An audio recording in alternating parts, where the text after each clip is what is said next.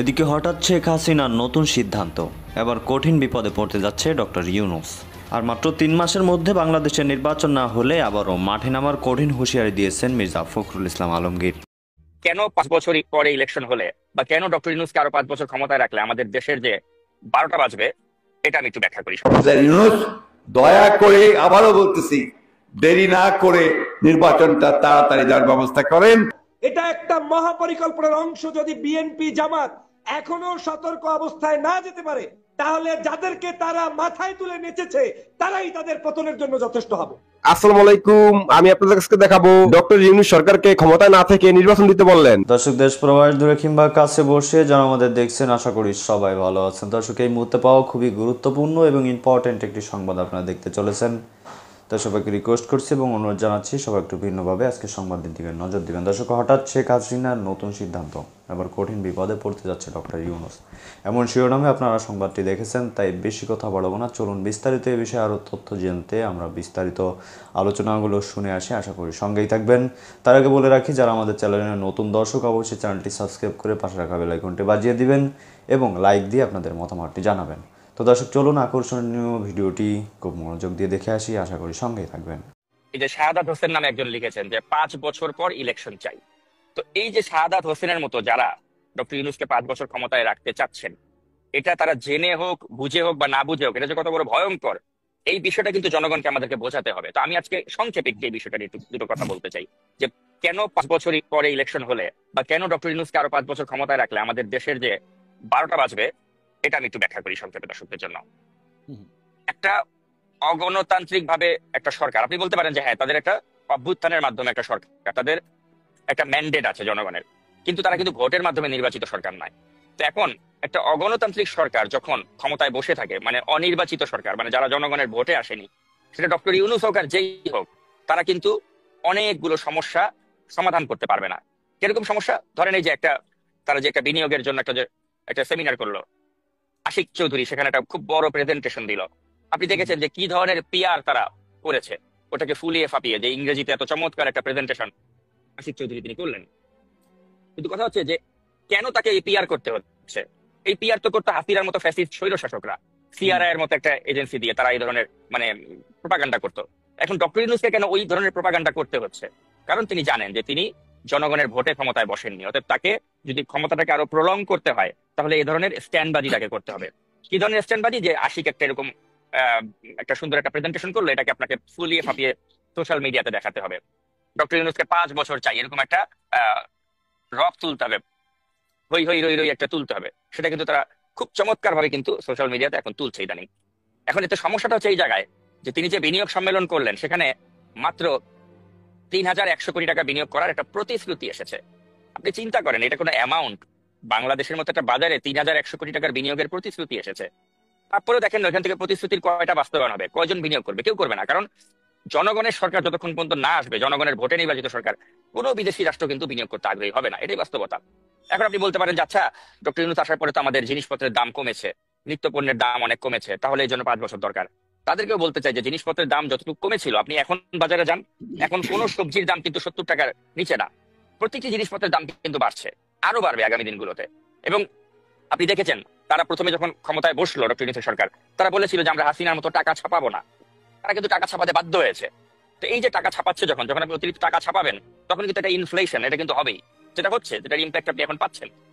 এখন কথা হচ্ছে, আপনি যদি আরো দীর্ঘমেয়াদী সরকারটাকে ক্ষমতায় রাখতে চান, তাহলে কিন্তু আপনি বিদেশি বিনিয়োগ যেভাবে বাধাগ্রস্ত হবে, জিনিসপত্রের দামও কিন্তু আস্তে আস্তে বাড়তে থাকবে, এবং বিদেশি যে রাষ্ট্রগুলো রয়েছেন তাদের সাথে কিন্তু আমাদের সম্পর্কটা উন্নয়নের ক্ষেত্রে একটা বাধা হবে। কারণ বিদেশি রাষ্ট্রগুলো কিন্তু অলওয়েজ চায় যে একটা স্টেবল একটা সরকার থাকুক, যাদের একটা মানে স্টেবিলিটি থাকবে। এখন তো তারা জানে না যে এই সরকার কয় বছর ক্ষমতা থাকবে, 1 বছর 2 বছর না 5 বছর, অন্য। তো তারা কেন এই সরকারের সাথে বন্ধুত্ব স্থাপন করতে যাবে? তো সে কারণেই কিন্তু তারা বারেবার বলছে যে আমরা একটা গণতান্ত্রিকভাবে নির্বাচিত একটা সরকার চাই, যারা অন্তত 5 বছরের ম্যান্ডেট নিয়ে ক্ষমতায় আসবে। তো এই জন্যই কিন্তু আসলে একটা জনগণের ভোটে, জনগণের দ্বারা নির্বাচিত একটি সরকার প্রয়োজন। তাই যারা জেনে বা বুঝে বা না বুঝে ওই বলছেন যে আমাদের ডক্টর ইউনূসকে দরকার বা তার মতো একটা ক্যারিসমেটিক লিডার দরকার, তারা আসলে বোকার স্বর্গে বাস করছেন। কারণ ডক্টর ইউনূস যদি এতই ক্যারিসমেটিক হতেন, এতই তিনি যদি রাজনৈতিক মানে হিসাব নিকাশ বুঝতেন, তাহলে তো তিনি আজ থেকে ওই যে ফখরুদ্দিন মইনুদ্দিনের আমলে তিনি একটা রাজনৈতিক দল করতে চেয়েছিলেন। ওই দল করতে গিয়ে তো তিনি তার ওই প্রকল্প মাঠে মারা খেয়েছিল। 2 সপ্তাহ পরেই তাকে বুঝতে হয়েছে যে না, আমি দল করে কিছু করতে পারবো না, তাকে সরে যেতে হয়েছিল। এখন তিনি আবার একটা সেকেন্ড ইনিংস করার চেষ্টা করছেন এই ছাত্রদের দলকে দিয়ে, এনসিপি কে দিয়ে। এটাও কিন্তু ইতিমধ্যে মাঠে মারা খেয়েছে, আপনি দেখেছেন যে এনসিপির প্রতি মানুষের মনের মধ্যে একটা বিরক্তির উদ্রেক হয়েছে। অর্থাৎ তিনি কিন্তু জানেন যে তার রাজনৈতিক ক্যারিয়ার কিন্তু কিছুই হবে না। তিনি যেটা এর আগেও করতে চেয়েছেন ব্যর্থ হয়েছেন, এখনো করতে যাচ্ছেন, এখনো ছাত্রদের দলকে দিয়ে। এটাও কিন্তু অলরেডি জনগণের কাছে এই ছাত্রদের দলটা একটা ঘৃণিত দলে পরিণত হয়েছে নানা কারণে।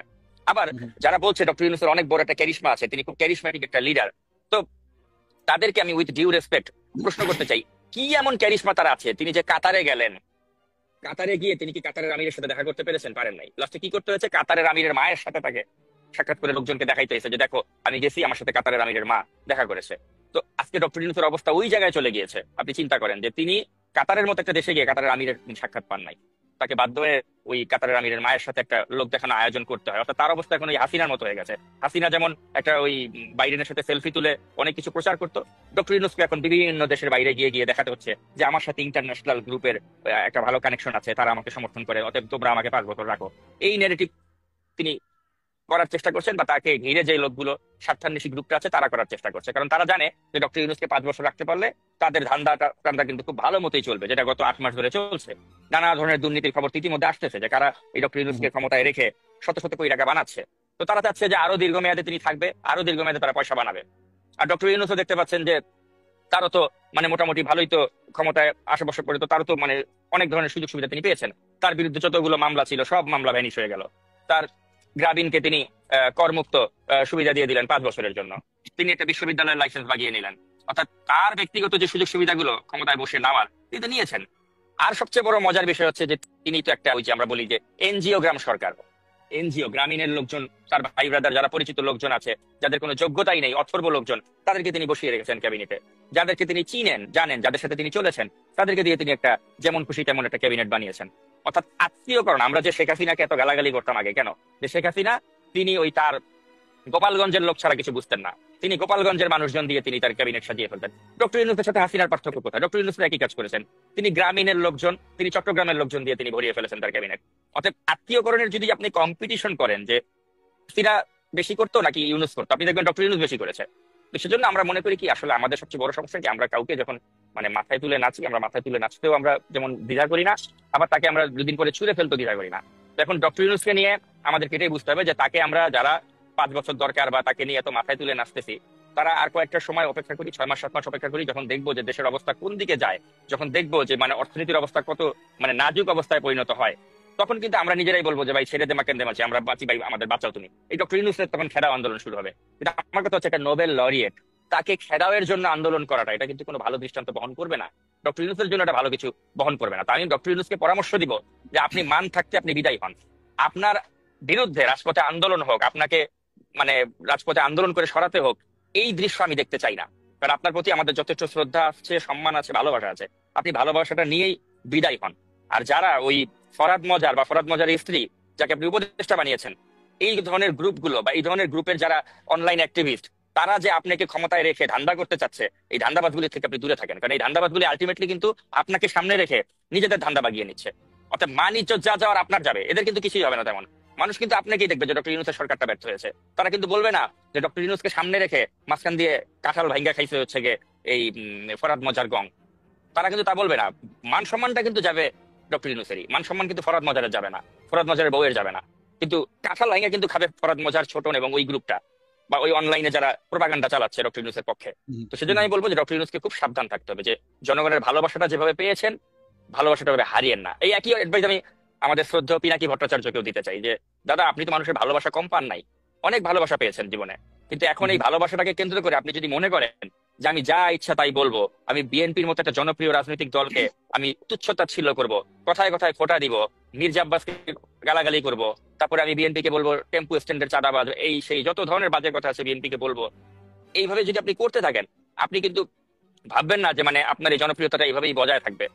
মানে কথা হচ্ছে যে জনপ্রিয়তা পেয়েছেন যেভাবে, জনপ্রিয়তা হারাতেও কিন্তু সময় লাগবে না। অতীতে আমরা এরকম অনেক দৃষ্টান্ত দেখেছি, কত মানুষ আসলো গেল জনপ্রিয়তায়, অনেক শীর্ষ জনপ্রিয়তা ছিল, কিন্তু দেখা গেল যে পরবর্তীতে কিন্তু তারা সেই জনপ্রিয়তার আসনটি কিন্তু ধরে রাখতে পারেনি। আপনি দেখেন না অনলাইনে আপনি আমাদের সবার আগে কে এসেছিল? মুফাসসিল ইসলাম এসেছিল, তাই না? সেই মুফাসসিল ইসলাম কই আজকে? সেই মুফাসসিল ইসলামের কোনো বেল আছে? নাই। তো এটা হচ্ছে কথা যে আপনি জনপ্রিয়তা পেয়েছেন, এটা আপনি জনপ্রিয়তাটাকে ধরে রাখুন, আপনি জনগণকে ভালো কথা বলুন এবং মিসগাইড করবেন না, এটাই ওনার প্রতি আমার ইউটিউবার কিছু কিছু অনলাইনে বিভিন্ন ভাবে আমার মনে হচ্ছে যেটা এটা একটা মহাপরিকল্পনার অংশ। যদি বিএনপি জামাত এখনো সতর্ক অবস্থায় না যেতে পারে, তাহলে যাদেরকে তারা মাথায় তুলে নেচেছে তারাই তাদের পতনের জন্য যথেষ্ট হবে। তাদেরকে বিতর্কিত করতে তারাই যথেষ্ট হবে। কেন এই কথাগুলো দুঃখ নিয়ে বলতে হচ্ছে? যেখানে জামাত ইসলামের আপনার কয়জন 11 জন ব্যক্তি ফাঁসির কাস্টে ঝুলে গিয়েছে, সেই দলকে বাংলাদেশের কোন ব্যক্তি, একমাত্র শেখ হাসিনা, ভারতের নরেন্দ্র মোদী ছাড়া যদি কোনো সুপুত্র হয়, বাংলাদেশের কোন রাজনীতিবিদ বলতে পারে না যে জামাত ভারতের ষড়যন্ত্রের ফাঁদে পাড়া দিয়েছে। কারণ ভারত তো ষড়যন্ত্রের ফাঁদে, ভারতের ফাঁদে পাড়া দেয় নাই বিদায় জামাতের এই নেতাগুলোকে হত্যা করা হয়েছে। দেলোয়ার হোসেন সাঈদীকে গুলি করে, মানে কি বলে, ইনজেকশন করে হত্যা করা হয়েছে। এখন যদি আপনি নাটক সিনেমার মতো সুন্দর করে কাটছাট করে একজনকে চরিত্র হারানোর জন্য এটা সেটা বলেন, এটা জাতি কিভাবে নিবে? সমালোচনা করতে গিয়ে আমার বাবার পাও কাটতে ফেলাবো, পাশের বাড়ির লোক এসে আমার বাড়ি দখল দেবে, এই সকল ষড়যন্ত্রের পক্ষে আমি না। এরকম ষড়যন্ত্র হয়েছিল 11-তে দেশ নায়ক জনাব তারেক রহমানকে, দেশ নেত্রী বেগম খালেদা জিয়াকে ষড়যন্ত্র করে তারপরে বাংলাদেশের রাজনীতি থেকে মুছে যেতে চেয়েছিল সেই সময়ের এক ধরনের কুচক্রী মহলের সদস্যরা, এবং তারা তখন কিন্তু সফল হয়েছে। যারা শাহবাগে বসে আজকের এই বাংলাদেশের আলেম ওলামার ফাঁসি চেয়েছে, আপনি মৃত্যুর আগ পর্যন্ত কোনোদিন তাদেরকে বিশ্বাস করতে পারবেন না। যেই বিচারপতি ওই ব্যক্তিদেরকে ফাঁসির রায় দিয়েছে তাদেরকে আপনি কোনোদিন বিশ্বাস করতে পারবেন না। ডাক্তার শফিকুর রহমান একজন সম্মানিত ব্যক্তি, একজন বিখ্যাত ব্যক্তি। রাজনীতিতে এখন দেশনেত্রী বেগম খালেদা জিয়ার পরে বাংলাদেশের ঐক্যের প্রতীক হচ্ছে ডাক্তার শফিকুর রহমান। জামাত এবং বিএনপির মধ্যে অনৈক্য সৃষ্টি করে দিয়ে কি হাসিল করতে চান, কাকে এখানে নিয়ে আসতে চান? সেই শফিকুর রহমানকে বলে যদি কোনো একজন ব্যক্তি কি লিঙ্কডিন ভাইরাল হয়েছে নাকি, তার মানে কি বোঝাতে যাচ্ছেন? একজন বয়স্ক মানুষের প্রতি শ্রদ্ধা রেখে কথা বলতে পারে না, আর এদেরকেই আবার জামাত, শিবির, ছাত্রদল, বিএনপি সবাই মিলে নাচিয়ে নাচিয়ে তারপরে আপনাদের আজকের নিজের পায়ে কুড়াল মারছেন। বাংলাদেশে 5ই আগস্টের পূর্বে যে এক ধরনের ঐক্যবদ্ধ অবস্থান ছিল, সেই ঐক্যবদ্ধ অবস্থানটা যাতে আবার স্থায়ী রূপ লাভ না করে, সে কারণে দেশি বিদেশি বিভিন্ন চক্রান্ত এখনো চলমান। মানে যেমন 2006 সাল পর্যন্ত 4 দলীয় জোট ছিল, বিএনপি জামাতের মধ্যে ঐক্য ছিল। এই ঐক্যের ফাটল ধরানোর জন্য দেশি বিদেশি চক্রান্ত ছিল, এবং সেই চক্রান্তে আত্মসমর্পণ করার না করার কারণেই তৎকালীন সময়ে জামাতের নেতৃবৃন্দকে ফাঁসির কাস্টে ঝুলতে হয়েছে। দেশ নেত্রী বেগম খালেদা জিয়াকে আনটিল টুডে তাকে মানে এই 5 তারিখের আগ পর্যন্ত অসুস্থ অবস্থায় জেলের মধ্যে বন্দী থাকতে হয়েছে, এবং এক প্রকার গৃহবন্দী অবস্থায় ছিল। শেখ হাসিনা শুধু মৃত্যুর অপেক্ষায় ছিল যে খালেদা জিয়া যে কোনো সময় মারা যাক, এবং অট্টহাসি করে এটাই বলেছিলেন যে ওনার বয়স হয়েছে, চিকিৎসার দরকার নেই। তো এই যে ষড়যন্ত্রগুলো ছিল, সেই ষড়যন্ত্রগুলো থেকে তারা যখন বুঝতে পেরেছে, সফল হয়েছে, তখনই কিন্তু আমরা এই মহা বিপদের মধ্যে ছিলাম গত 16 বছর।